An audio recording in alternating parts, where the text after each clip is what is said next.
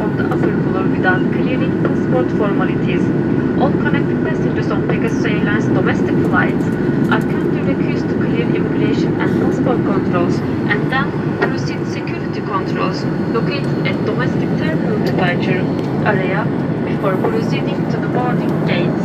Due to custom regulations, guests on connection flights to Ağrı, Batman, Bingöl, Edremit, Kahramanmaraş, Kars, Mardin, Mersin, Muş, Sinop, Şırnak, Van airports are requested to take their luggages at Sabiha Gökçen Airport, then proceed to domestic check-in counters once again with their luggages.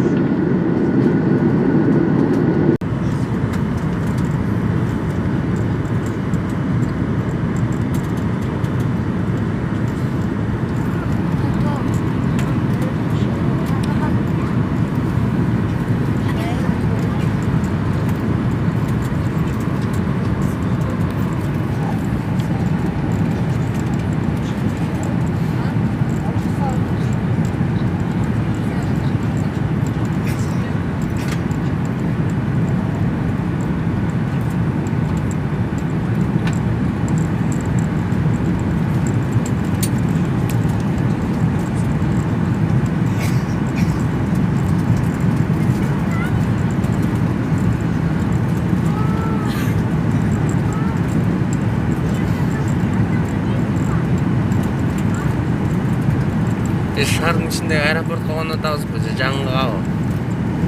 Sabiha Gökçen eski. Eski aeroportga o. Şehir aylansak olur da. Şu vaktıma olsaydı ama hani geçip kalır bana. Taksim'de öğretmen bir en turistlerin Taksim.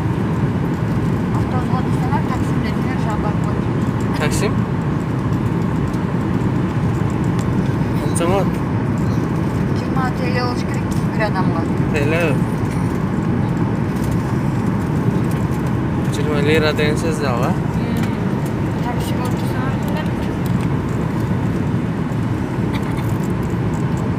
Mundaychi Taksim alsda. Taksim çok mu? Aeroporttan çıksan araya çıkmasın bu. Ha. Çıkanda avtobüsler duradi.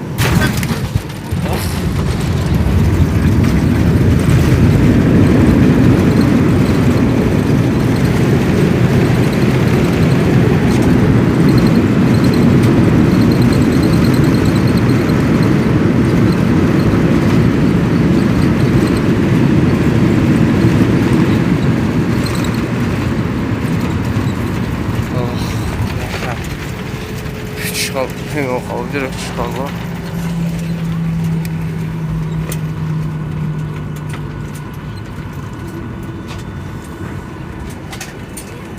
Ja, men aeroportga yaqinmi? Nima?